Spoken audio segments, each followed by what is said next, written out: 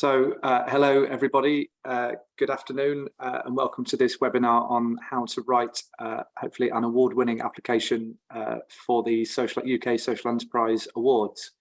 For those of you that don't know me, my name's Charlie Wigglesworth. I'm the Deputy CEO at Social Enterprise UK and I've chaired the judging panel. I've had the privilege of chairing the judging panel for the last 3 years now. We get an incredible number of incredible applications for the awards, and I guess the aim of this session is really just to give some guidance and help on some of the things that we look for and some of the things that that have been consistent really amongst kind of people who've won or been shortlisted for awards in the past. This isn't going to be conclusive or perfect, and clearly the magic is in what you're able to provide to us. But hopefully this will be helpful in helping you to write a better application and have more chance of being shortlisted. In terms of the format of today, so it's great. I'm joined by my colleagues Catherine Evans and Rosie Davis from Compass. As you're hopefully aware, the awards is very much a national effort. So we work very closely with Compass in Wales, with Social Enterprise Northern Ireland and with Social Enterprise Scotland to run these awards, and they also host kind of national ceremonies which will happen in each country in advance of this. So I know there's a number of you who joined from Wales and also Scotland and Northern Ireland. The criteria are the same across all categories, but obviously there's the opportunity to apply for national awards first, and then you'll go into the main UK awards. So if you're based in one of those countries, please do go through your national process first, and you will then go into the UK process. Equally, there are certain categories that aren't run by all of the home nations, in which case you can go straight through the UK process to get shortlisted that way as well. But that should be clear from going through your national representative website first. In terms of how we're going to structure today, and appreciate we picked a great time in the news cycle to do this, in that we've timed it just after any speeches of any interest to anybody, and hopefully there's a quiet moment for you to enjoy this webinar in the gap between resignations and announcements and soap operas. What we're going to do is I'm going to hand over to Catherine first of all from Compass, who's going to talk through I suppose some kind of overall tips on your application. This applies to whatever category you're applying to, and some of the great insights that they've got from the team. And Rosie, who looks at all of the applications from Wales, will be around for Q&A after as well, and has helped feed into those slides in terms of what that looks like. I'm then going to go through some more category specific information. I won't cover all 15 categories in detail because that would take too long and get a bit repetitive probably for you, but I've broadly split them into some of the kind of main buckets that the categories fit within, I guess, and I'll give some kind of individual insights into some of the things that the judges will be looking for in some of those specific categories and how to stand out within them and what's important within them. So yeah, that's the format really. We should have plenty of time for Q&A at the end. You can either wait and put your hand up and ask a question through that, or the best way is to use the Q&A box at the bottom. So if you can, don't use the chat box to ask questions. If you want to chat with each other, by all means, chat away through that, but use the Q&A box to ask questions, because I'll be monitoring that, can keep an eye on those, and we'll make sure we answer as many as we can. We should have time to answer all of those questions, hopefully. If we don't, we can make sure that we get round to people. If we've got them in the Q&A, we can respond to them by email afterwards, or make sure we get back to you. So that's the plan. Without further ado, I'll pass over to Catherine, who's going to talk through the kind of overall top tips for people. Catherine, over to you. Brill. Thank you very much, Charlie. Hi, everyone, and thank you very much for joining us today. For those of you who don't know me, I'm Catherine Evans. I'm the Policy and Communications Manager at Compass here in Wales, and I've been involved in this award scheme since 2010, which is when it first kicked off as a national competition. So I have seen quite a lot of award entries in my time, and over those years there's sort of definitely things that I've picked up that work better on applications, and there are things that really let applications down. And I think the thing that I would start off by saying is that there are some very, very, very good social enterprises who are doing brilliant things, who do terrible award applications. And equally, there are social enterprises which are not as strong, who are really good at putting together an awards application. So what we want to make sure you get from this today is that your award application is the best it can be to reflect the best that your social enterprise can be. So let me start by sharing my screen.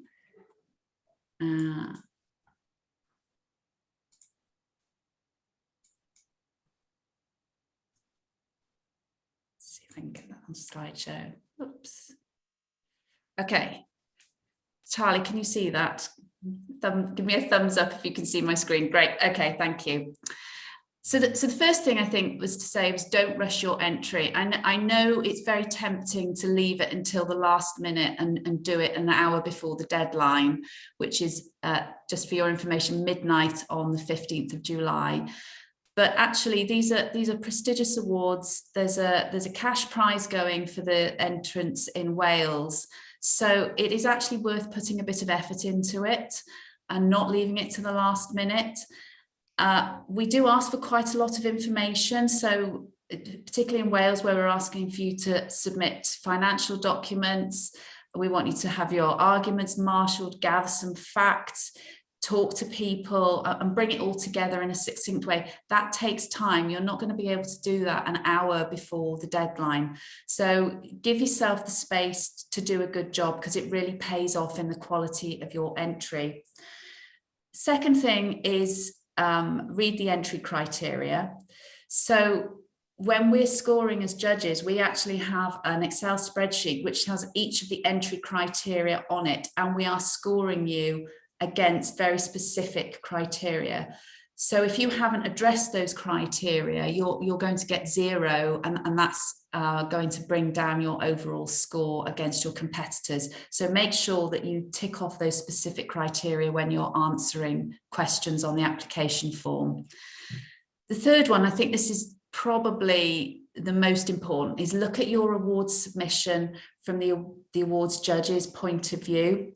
So bear in mind that certainly at the initial assessment, there are an awful lot of applications. So at UK level, there are hundreds of applications coming in. That's a lot of applications that individuals need to get through.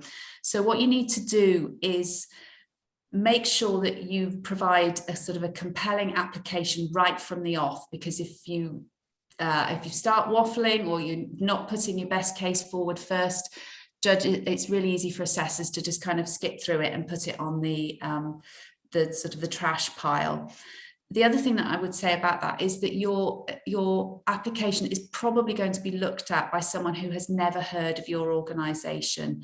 So certainly in the last couple of years, we have shared the assessment process between the nations. So I've been assessing applications from England, and they're organisations that I know nothing about. I've never heard of them. I've got no prior knowledge. And because I've got such a large number to get through, I haven't got time as a judge or an assessor to go and do any background reading, go and look on Google, find your website, look at your social media feeds. None of that's going to happen. So all I've got to go on in order to assess your application is what you've put on that application form. Personally, and I'm saying this from my point of view, but I've heard other judges in this award scheme say this. What really makes a difference is if you can tell a compelling story. It's the stories that stand out. So what I don't particularly respond to is somebody who's just sort of cut and paste something from their business plan, or they've just taken the list of achievements out of their most recent annual report. I want to know what the context is of your work. You know, who are the people that you're trying to support? What are the challenges you're trying to overcome? What journey have you been on in the last year? And how have you kind of got to the end of the year in a sort of a better place? So I like to see applications which are written in quite a narrative style, where I'm going to remember the story of the journey that you've been on. So try and think about that when you're structuring your answers. And the other thing that I think the judges respond to is something that's very personal. You're all working with amazing people, whether that's the people you're supporting, your beneficiaries, your staff, your members, your volunteers. They're amazing, and to use a cliche, they make amazing things happen.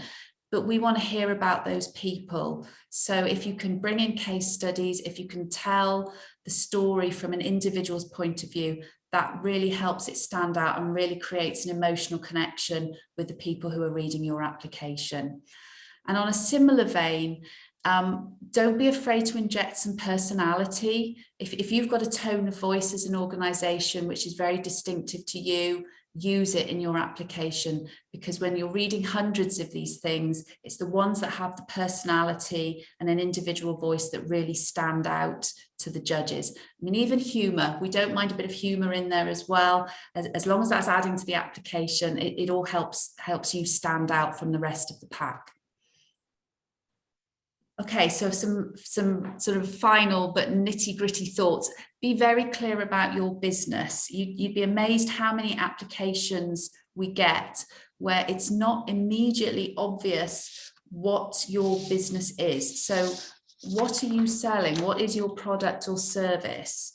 How are you making money? Who are you selling things to? Where are you selling your items? Are you selling online? Are you selling to a local community?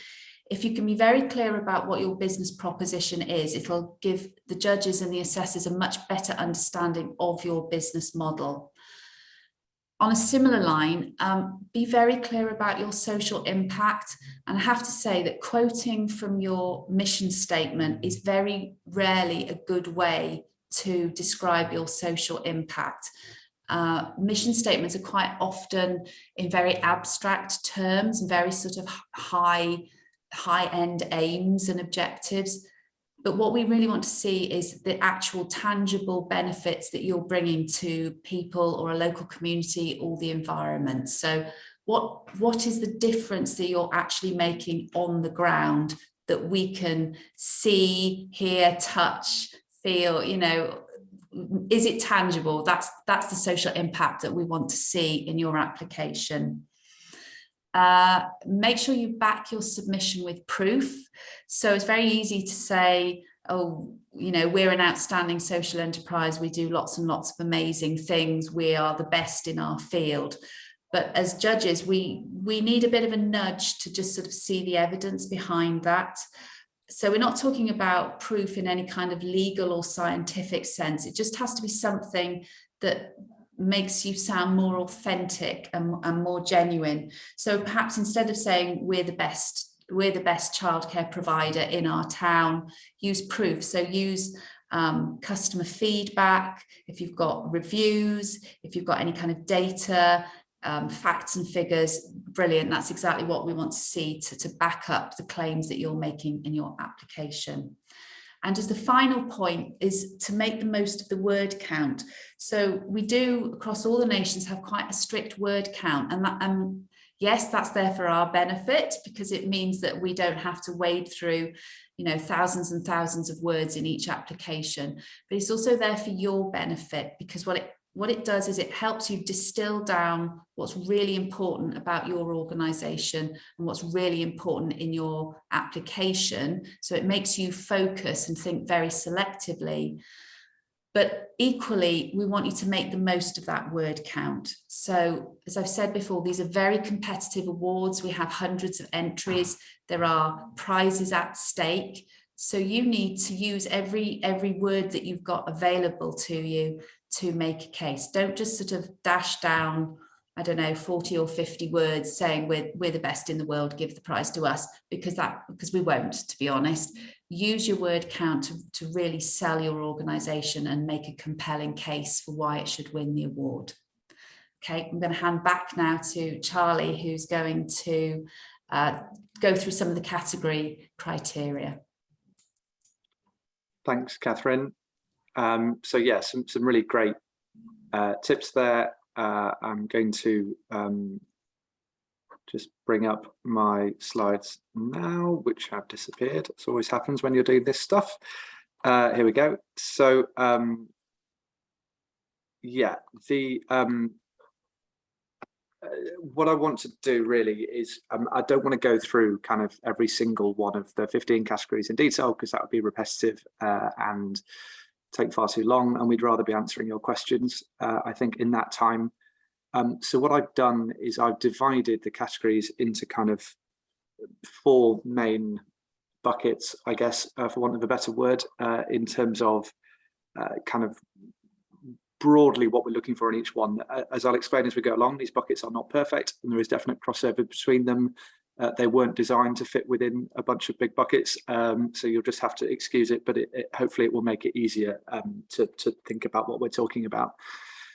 So I'll start with the first 2 categories, which are open to all social enterprises. The first thing to say about these is a point of clarification. This is probably the thing we get the most questions on, particularly around the want-to-watch category. Broadly speaking, the overall social enterprise of the year is for a social enterprise that is over 2 years old, and want-to-watch is for one that is under 2 years old. And the timings of that, and we've had a question about when we're talking about financial years and so on, is the end of the financial year just gone, which for the majority of people is the 31st of March 2022. Those timings are kind of absolute in terms of the want-to-watch category, so you have to be under 2 years old as of March 22, or over in the case of UK Social Enterprise of the Year.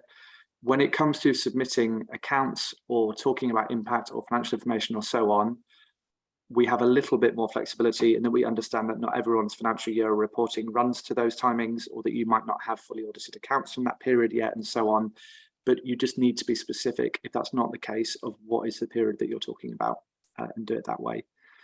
In terms of these 2 categories, on the UK Social Enterprise of the Year, it is the most competitive category with the most entries, and therefore all of the things that Catherine has just said kind of go double probably for this category, in terms of the need for you to be able to differentiate. I think the thing that we're looking for here most of all is for a truly outstanding social enterprise. So across every single element of what makes a good social enterprise, we want one that is not just outstanding within the field of social enterprise, but that ideally is an absolute exemplar in its industry. So we want the absolute best of whether that industry is more kind of public service orientated or charitably orientated or community or business orientated. We want you to show that you are the best of the best, I guess, in the field in which you're operating. On the narrative points on this, I think if you look back at the people that have won over the years as well, the other thing that's specifically referenced here is kind of your achievements in the past 12 months. That doesn't necessarily mean that you've had an absolutely outstanding last 12 months and that you've had 500% growth or anything like that. But it is back to Catherine's point about that narrative piece. So it might be that you've shown incredible resilience in the last 12 months. It might be that you've had an incredible turnaround in the past 12 months. So things were looking really serious before, and then you've had real success in turning that around, or you've had incredibly challenging circumstances to operate in, and you'll be able to demonstrate that. But again, that narrative point around that story, but there is a particular point within the criteria about the past 12 months. So the more that you can weave that in again within the broader narrative, and those combinations of stories as well as facts and figures and specifics and genuine holistic across the board excellence, I think the better on that one. On the one to watch, a lot of the same things in the sense that again it's very competitive. Again, one of the challenges in both these is that you're judging very, very different organizations in very different contexts and environments. Here I think we're also obviously looking at, with one to watch, it's also about your future success and opportunity. So I think being able to define that is helpful. If you can give us a sense of where the organization could be, why you've got such a unique opportunity, what you're going to be able to do, if you've got stuff on the addressable market, whether that's from an impact perspective or a commercial perspective that you can move into, and what that opportunity is for you and why you're so well placed to maximize that. I think that sort of narrative is really useful there, and presenting a bit of a vision, as well as also demonstrating that you're already on the way to that. So people that have won this category, you need to be beyond just an idea. I think we want to see that you've done things already, that you're on that journey, that you're progressing towards something.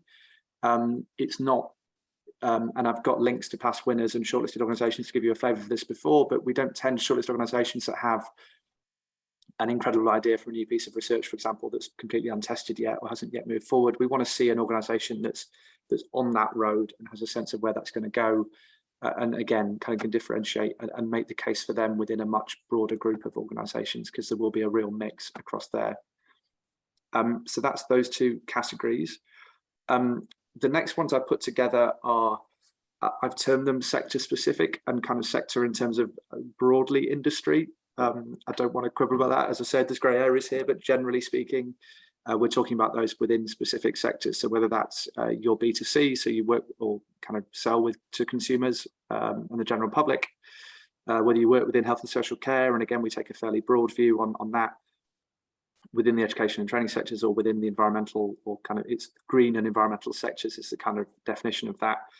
And these are, yeah, all fairly broad terms, but please, you know, you need to articulate why you're part of those sectors and what you bring to them. And again, I think we're looking for excellence within that sector. So if you can bring things on how you benchmark or perform against not just your social enterprise peers, but ideally others. So if you're in health and social care, that might be about how you perform versus the NHS or private providers or other provision, or why you're fulfilling a need that wouldn't be fulfilled otherwise through the way that you're operating. So doing things that aren't offered from a statutory or a commercial basis, all of those things about what makes you different and makes you stand out, really important and really useful. More so, I'd say with the consumer one, I guess there's more of a commercial angle to that as well, to Catherine's point earlier, around, yeah, what and how you're selling or working with and educating consumers on what you do. I've deliberately put a slight gap to the tech for good category because that's a bit of a hybrid, in that's both for social enterprises within the technology sector, but it's also for those who have used technology to kind of supercharge their business. So you could be a social enterprise in any sector, but if you've used technology and you can demonstrate how technology has really helped you to drive forward what you do, and that could be commercial, that could be around impact, ideally it's around both, then again, you're eligible for that category. And again, I think looking for innovative or different examples about how people have done that, how people are doing things that haven't been done before, that help them to really kind of yeah, drive forward what they're doing, I think are the important things within that. The next bunch of categories are more kind of impact specific. So again, slightly semantic on the line between kind of market and impact, and obviously as a social enterprise, you're doing both, of course, but broadly speaking, here we're looking more at kind of the impact you have, or kind of through your mission. Again, to Catherine's point earlier, you know, this isn't just about kind of what it says in your mission or governing documents, but it's about how you've really done that. So in all of these, I think, yeah, having a great narrative and a great story, having a mix of quant and qual. So, you know, we want some numbers in there of what you've done or how you're working with people is great, but also the stories that sit around that are really important, and getting the balance right between those two. I think talking about how that impact is helping you improve as an organization and help you again to do things that are different or unique versus what's already out there, or what else is in the market, is really important. Again, you can see that my buckets didn't quite work. I put a slight space to the prove it social impact category. Again, that's slightly different in that we're looking at your impact overall. So again, any social enterprise can apply for this. A really important point here, I think, is that on this one, we take a proportionate look at your impact versus your scale and maturity as a business. So what we're looking for here is someone who's done a really amazing job around looking at their impact relative to their scale as an organization. So really big social enterprises that produce a nice glossy impact report isn't necessarily as impressive as a small organization that's really put time and effort into thinking about how it does its impact, who's worked externally or partnered with people, who's embedding it into how they think about that. And again, if you look back at shortlists, and I've got links to previous shortlists at the end of this presentation, you'll see a mix there of, yes, there are some large organizations, but who are really kind of best in class at this stuff.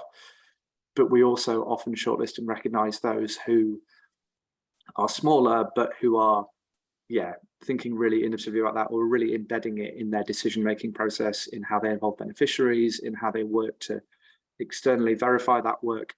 The other thing with this, if you're shortlisted, is obviously we'll need to kind of see some of that stuff. So links to impact reports, documents, studies, things like that all help with that. And they're quite important in this category, particularly beyond the text that you put in the application itself.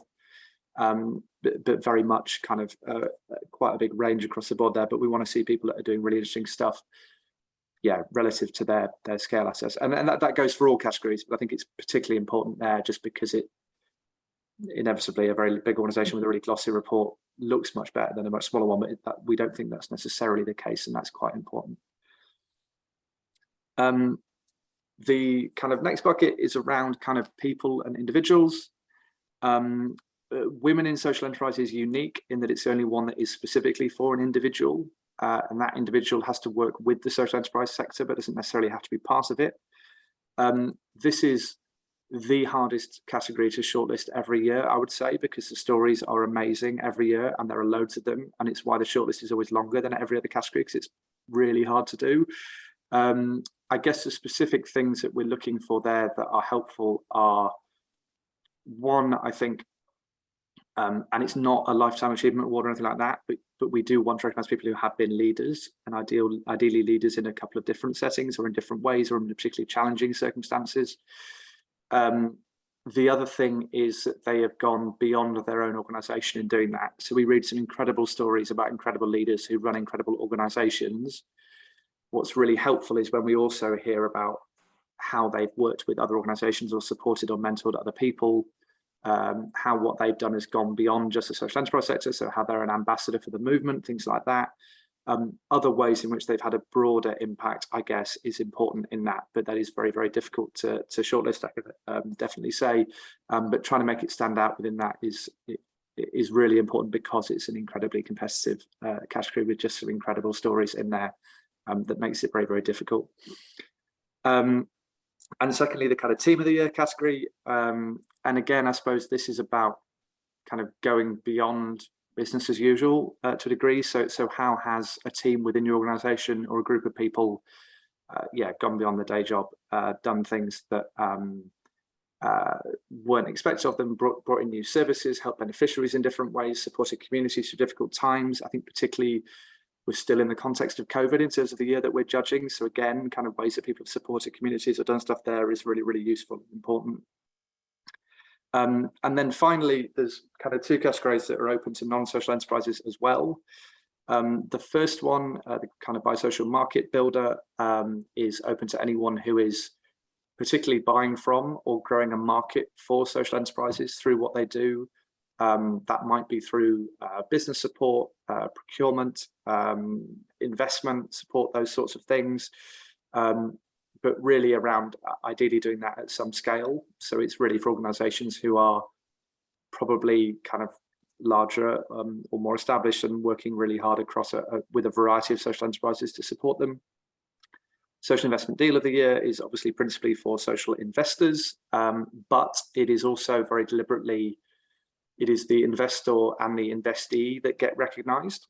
So if you are a social enterprise that has been part of an interesting deal, then you can also encourage the investor that you did that deal with, and they don't have to be a social investor. That could be a high street bank, that could be a credit union, that could be anybody, it could be friends and family, crowdfunding, whatever. But if you've done something interesting that you think is unique to the market, or you've done things in a different way, or you've done things that haven't been done before, or you've found ways or solutions to raise the capital that you've needed to fund the development of your social enterprise, then again, we'd absolutely encourage you to apply there. It's not just for social investors to kind of drive that or write those applications, it's for everyone else as well.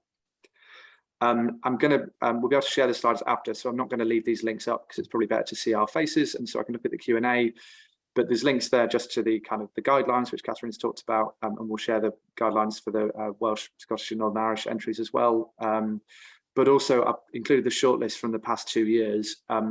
It can be useful if you're looking at a particular category just to look at the types of organisations shortlisted there. That's not exhaustive in any way, but just that if you're thinking kind of where you would fit within that, then that might be interesting or helpful. Clearly it changes each year and the type of organisation changes, but hopefully, yeah, some of the things I've said there give you a few ideas or for thought and so on. I will stop there. I've got Catherine and Rosie with me, and we have got some questions.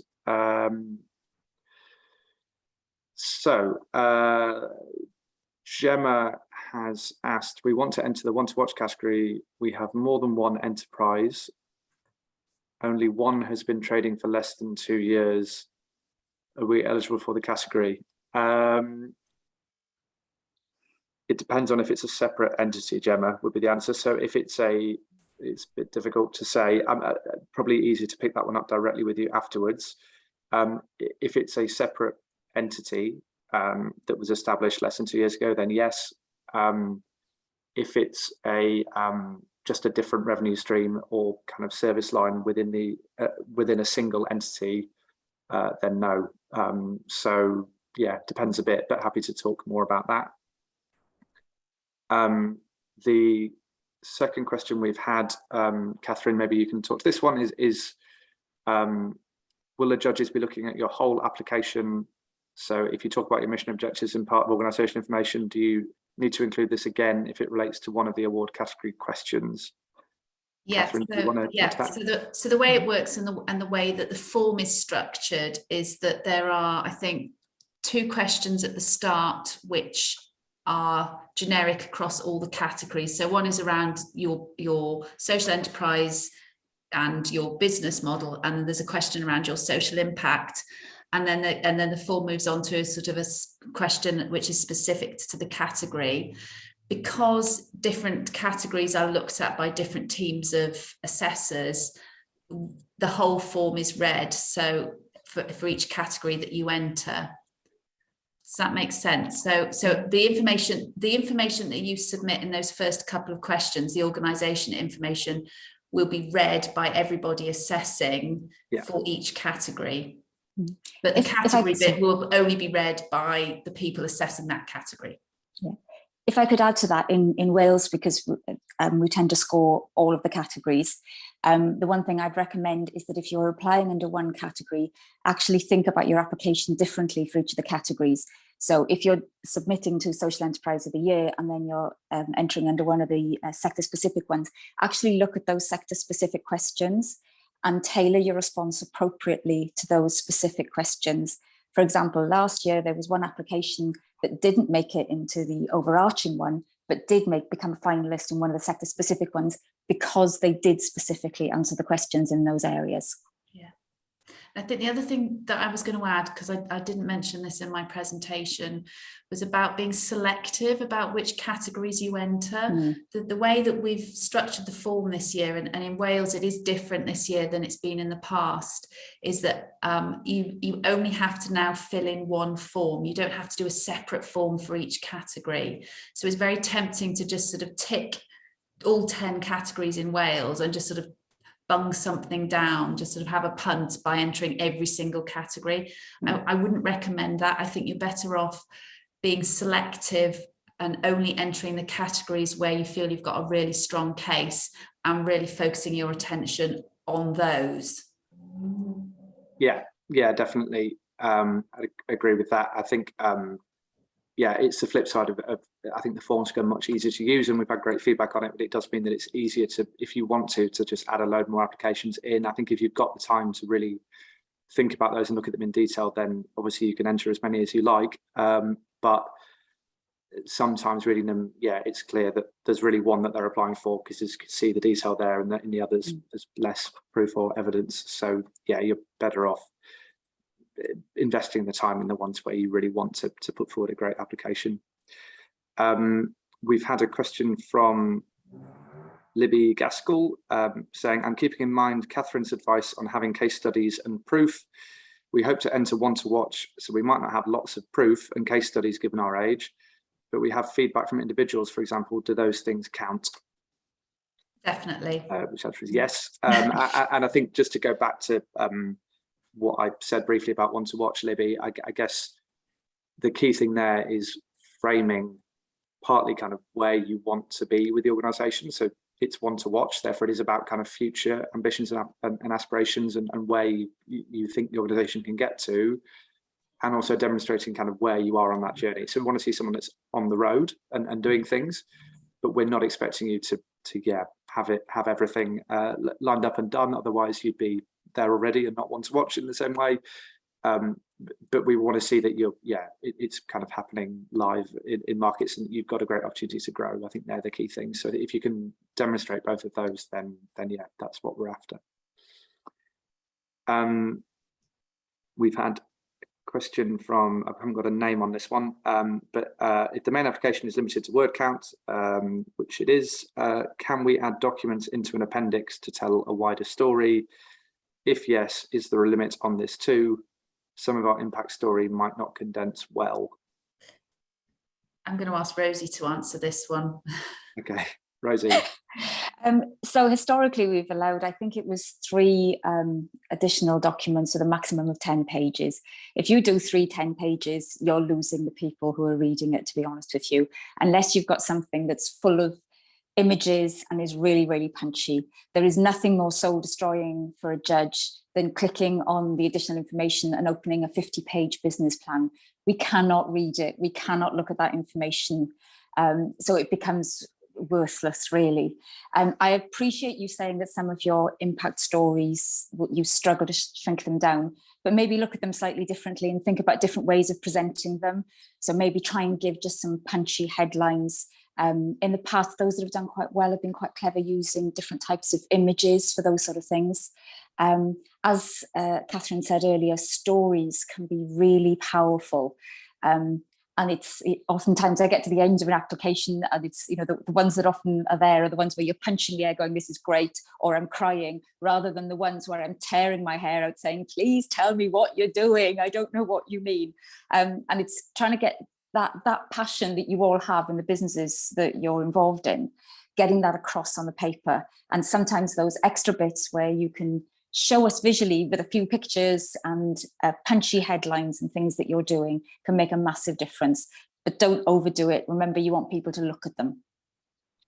Yeah, I completely agree with that. I mean, I think the most important bit of the application is the boxes in the main application. They're the bit that's going to be focused on. If you're not engaging people enough there, then yeah, they might not read the other bits in much detail or be that engaged in it, or just skim through it, or just think, oh God, that's too much. I think if you've really pulled people in and sucked people in, then people will engage more with the wider documents. Yes, you can always add more documents.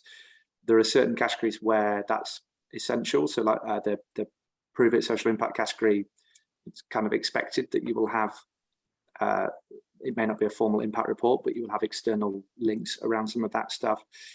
And it can help, but you should think about it in terms of how it helps to supplement or add weight to what you've already said, rather than that's where you tell your main story. Because if that's the case, then you're less likely to be shortlisted, certainly.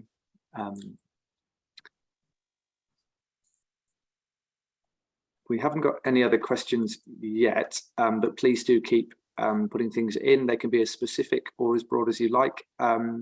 Rosie, I don't know if there's anything else you want to add to what Catherine said. Obviously, you read a lot of these.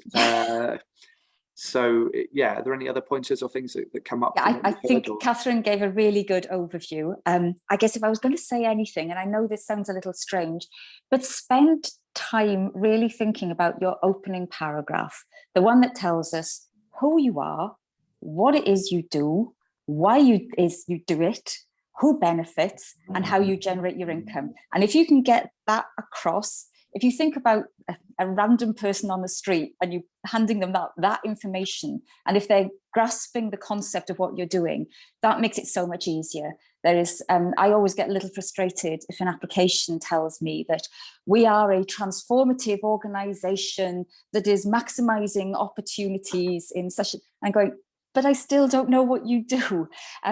That may be your great mission and your aspiration, and that's great.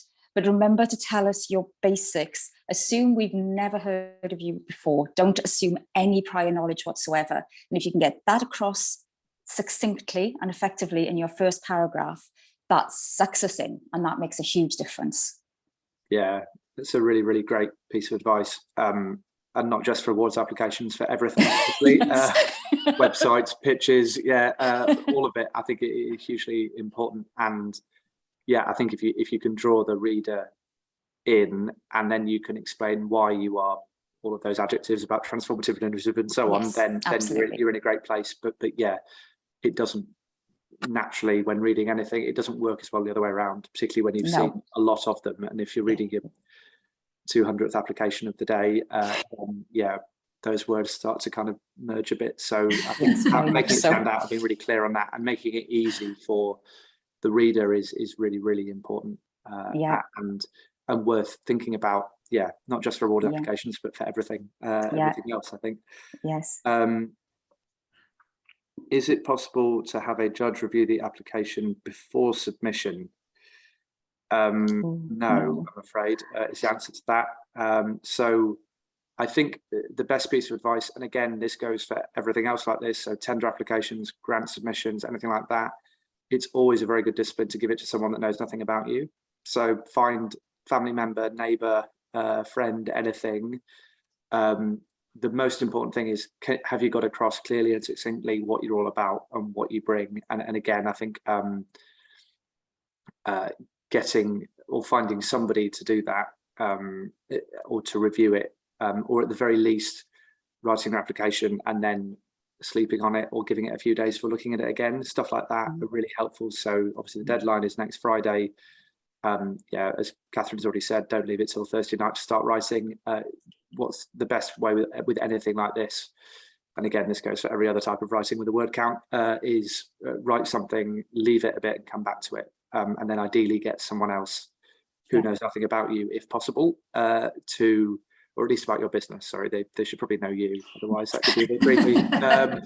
But yeah, get them to look at it and just say, sense check with them, did that make sense? Do you understand what we do? Would you be able to tell someone else about it? And if the answer to those is yes, then again, that's a really useful way for you to then use that language in everything else you do when you talk about what you do. The only thing I would add to that, or it's so in Wales, just for people to be aware, in Wales, Rosie is the person who assesses all our awards applications, but Rosie is not, she doesn't work for Compass, she doesn't work within Social Business Wales, she's completely independent. So what we will do here is, if people want to ask general questions about, for example, are they eligible, then that's absolutely fine. So if you're looking at the criteria and you're not sure whether you've got the right level of income or what you want to check the dates, whether you should be going for one to watch, all of that sort of thing, then please do drop us a line, and we're very happy to give that kind of help and advice if you're not sure what documents to submit, or you haven't got your sort of audited accounts. Any questions like that, yes, please send them through and we are more than happy to answer them. But we won't look at your application just because we then get involved later on in the process in the judging. But Rosie won't be looking at anything before it's submitted, and so it's much fairer that way. No, great point, Catherine. Anything on eligibility, we're always happy to do that. There's an info email at the bottom of the application form and on the main website. We do get questions on eligibility, and we're very happy to answer those, because we don't want people applying if they're going to be knocked out on that basis. It's not fair on you. So yeah, please do ask anything like that. We've had a couple more questions. The first one is an easy one, Ali. If we're entering two categories, is that one application form or two application forms? It's one overall, so you only have to submit your top line information once, and then there are specific boxes within the application form that you need to fill out with specific questions for different categories, and that should all be very clear when you open the application form itself. But yeah, it can all be done within one top line form. There's a question, I don't have a name on this one. Do we have a chance to be shortlisted for one to watch if the organisation is in the process of doing good and don't have testimonials yet? It's kind of it's difficult to say based on that. It's kind of the same as my answer before, I suppose, around the main thing with that is, articulate the scale of the opportunity and where you can be and where you are on that journey. I guess I can't, it's difficult to be more specific than that. I suppose, again, if you look at shortlists in the past, there is a range of people on that spectrum, from those that are quite early stage to those that are more advanced or have moved quicker down that journey. Other than we don't want ideas. So we need you to be out there doing something. If you are out there and doing stuff and you can talk about it, then we'd say apply. But if not, then not. And then Victoria has said, I'm new to this, but what usually happens after someone wins an award? Is there some publicity or financial help to simply see how this helps organisations in the future? Catherine, do you want to talk about in Wales, kind of how that works? And then I can talk about the overall. Okay, so in Wales, if you make it onto the shortlist, and there's usually between 2 and 4 organisations get shortlisted for each category, then we do publicity around that. So that's social media and press work. We also make a short film about each of our shortlisted organisations, which is on YouTube. You're welcome to use the film for your own purposes. And then for our winners, there is a £1,000 prize. So, that might help with your cash flow. It might be something you could use for match funding for something.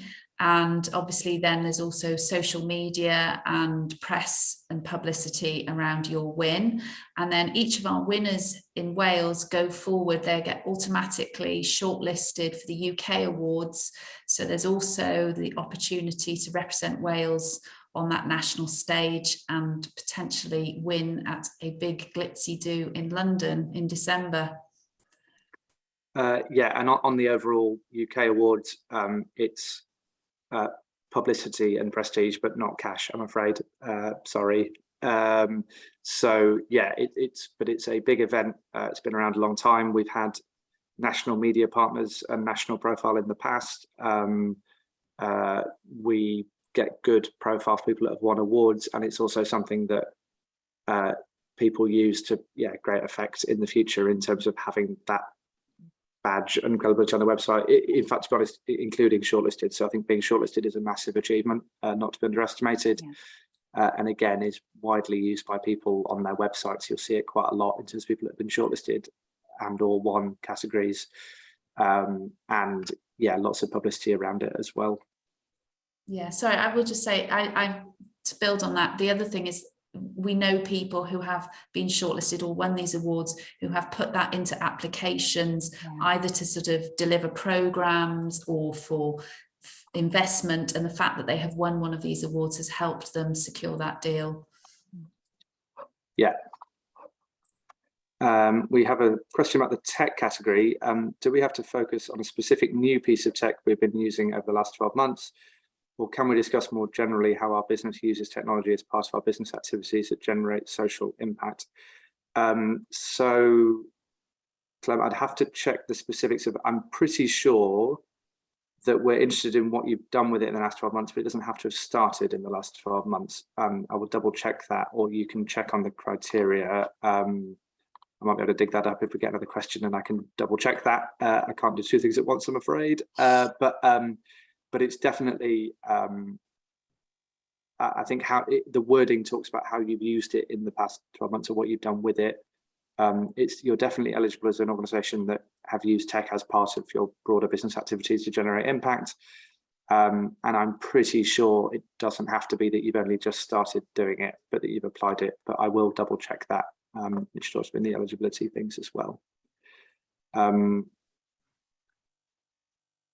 Do we have any other questions here? Catherine, do you just in terms of timelines, you just want to let people know in terms of the Welsh, in terms of national awards and things like that, and kind of when and how things happen? Yeah, so the deadline, as we keep saying, is on the 15th of July.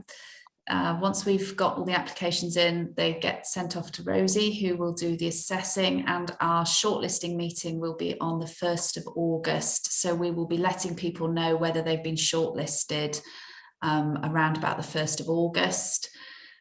Judging panel takes place a couple of weeks later, and we will then be holding our awards ceremony in Swansea on the 10th of October.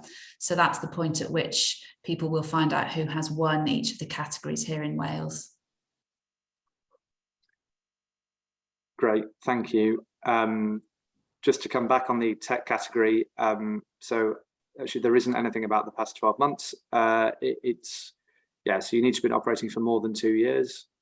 And yeah, using technology, as I said, it can be part of your core business, or it can be to develop new products or services. And again, it's more about innovation and things like that. So from the sounds of things, Clem, yes, you would be eligible.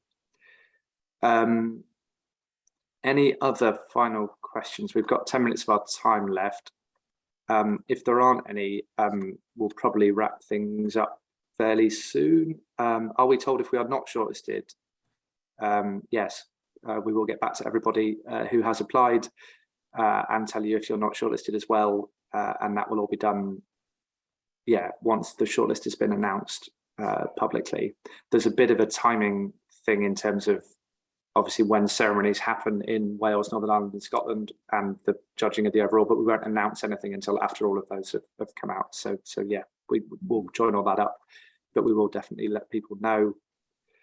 The other thing we'll do in Wales as well, because we get a smaller number of applications, so we can, is that if you haven't been shortlisted and you would like some feedback on your application, we can do that. So because we would love to see you apply in the future. So yeah, very happy to give feedback.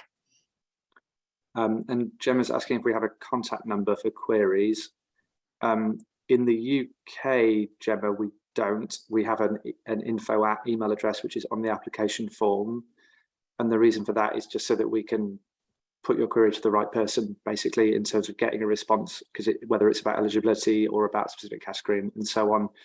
But we'll definitely get back to you pretty quickly, and we can set up a phone conversation if needed. I don't know if in Wales you have a number or if you just do it by email, Catherine. Probably the easiest thing is email, which is sbwawards@compass.coop. There we go. Okay. I don't think there are any more questions right now. Is there anything final, Rosie, Catherine, you'd like to, final killer points? I guess for me, for organisations in Wales, I would really like you to make my job as difficult as possible in the nicest way possible. And that's by certainly the information you've been given by my colleagues this afternoon has been really, really useful. So as I've said before, keep it clear, tell us why you're in business, how you're generating business, and what your aspirations are for the future, and give us some good stories that make it come alive and a bit punchy on the page. And then my job is impossible trying to differentiate between all of you, but I'd much rather that than feel that you haven't given us the information that makes you stand out. I think my final point would be, I know everybody is busy, and I know everybody has got a lot of time pressures, but I would really, really, really encourage you to apply, because I think it's really, really worthwhile. Not only is it worthwhile for you as individual organisations, but these awards really shine a light on our sector and raise the profile of social enterprise amongst the general public and amongst politicians. If we don't get good quality entries and we don't have sufficient number of entries, then it makes our job much harder to sort of make the case for social enterprise. Yeah, absolutely. Great final points that I won't be able to match. So I'll wrap things up. No, I think the only final thing I'd say is, it is incredibly competitive, and it gets harder and harder each year because it's so great in terms of the number of applications we get. It also means if you're not shortlisted, don't be disheartened. It doesn't mean that you're not doing amazing stuff. We've no doubt you are, but just recognise that there is so much great stuff about there and so much strength in the sector at the moment, which is just brilliant to see. So